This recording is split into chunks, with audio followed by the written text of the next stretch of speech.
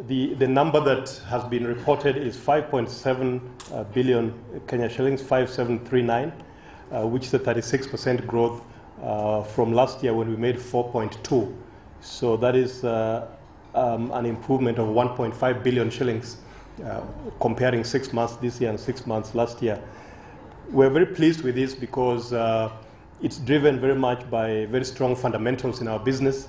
Our total income grew by 25%, comprising net interest income growing by 20% to 10.5 billion shillings, and very strong performance on fees and commissions, a line that over the years has been kind of stagnant for those of you who have been analyzing our figures and following our story closely.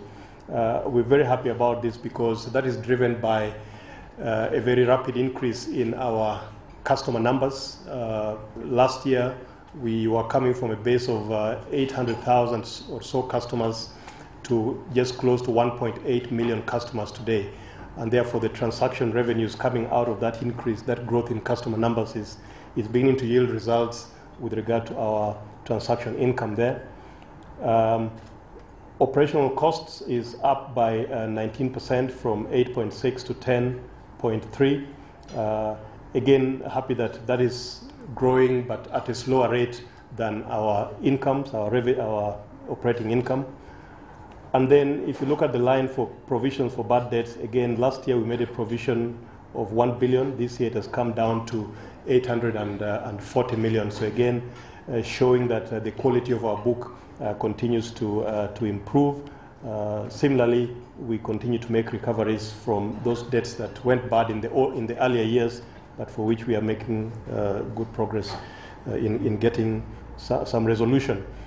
The profit after tax, therefore, goes up from 2.9 billion to 4 billion, which is a 42% growth at that level. So strong P&L performance over the past 6 months. On the asset side, on the balance sheet, again, as we've said previously, KCB continues to drive growth in its core assets, the lending book, quite substantial. This year, the first 6 months, we've grown by 35% in our loans, coming from 130 last year billion to 175 billion this year, which again still places us at the bank with the highest loan balance in the country, and in fact, indeed in the group, with total assets then growing by 24% from 229 to 279 billion, 50 billion shillings inside there. On the deposit side, that has gone up by 12%. We are now at 216 billion. And again, as I said earlier, the market has been quite tight recently in terms of liquidity, and you've seen some of that manifest itself through increase in interest rates on the liability side, on the wholesale deposit side. But we are happy that we are able to grow our deposit balances by 12% to support the loans up there. And then, of course, therefore, the overall balance sheet growth is at 24%. You recall also that last year, towards the end of last year, we had a rights issue where we raised 12.5 billion shillings. So that has increased our capital base, which moved from 23 billion last year to 38.4 billion at this point.